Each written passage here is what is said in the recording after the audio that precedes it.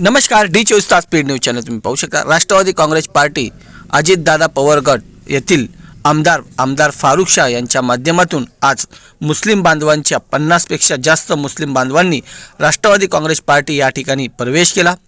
अखिल भाई त्यांच्यासोबत असलेले 100 पेक्षा जास्त लोकांनी या ठिकाणी प्रवेश केला।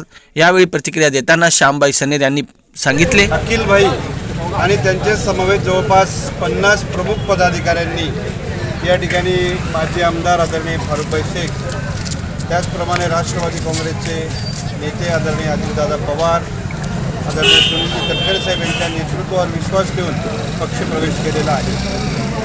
धुळे महानगरपालिकेच्या निवडणुकीच्या पार्श्वभूमीवर दररोज या परिसरामध्ये पक्षप्रवेश होत आहे आणि मी तुम्हाला अतिशय प्रभावीपणे सांगेन की येत्या 8 दिवसामध्ये धुळे शहराच्या प्रत्येक प्रभागामध्ये अनेक पदाधिकाऱ्यांचा पक्षप्रवेश होणार आहे आणि म्हणून धुळे शहराच्या निवडणुकीमध्ये फार ताकदीनं राष्ट्रवादी काँग्रेस पक्ष अजितदादांच्या नेतृत्वावर विश्वास ठेवून धुळे शहरामध्ये निवडणुकीला सामोरे जाणार आहे। जो बरोबर येईल त्याच्यासोबत, जो येणार नाही त्याला सोडून राष्ट्रवादी पक्ष या धुळे शहरामध्ये एक सक्षम असा पर्याय निवडणुकीच्या माध्यमातून जनतेला देईल।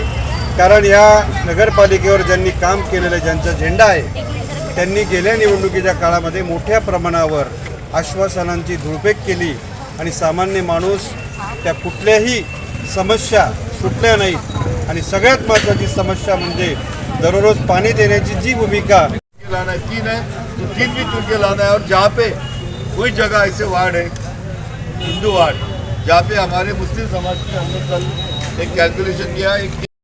यावेळी राष्ट्रवादी काँग्रेस पार्टीचे धुळे जिल्ह्यातील कार्यकर्ता व पदाधिकारी मोठ्या संख्येने उपस्थित होते। यावेळी 50 पेक्षा जास्त लोकांनी या ठिकाणी प्रवेश केला। कॅमेरामॅन निलेश डोलेसह जॉनी पवार, डी24 तास स्पीड न्यूज चॅनल। जय हिंद, जय महाराष्ट्र।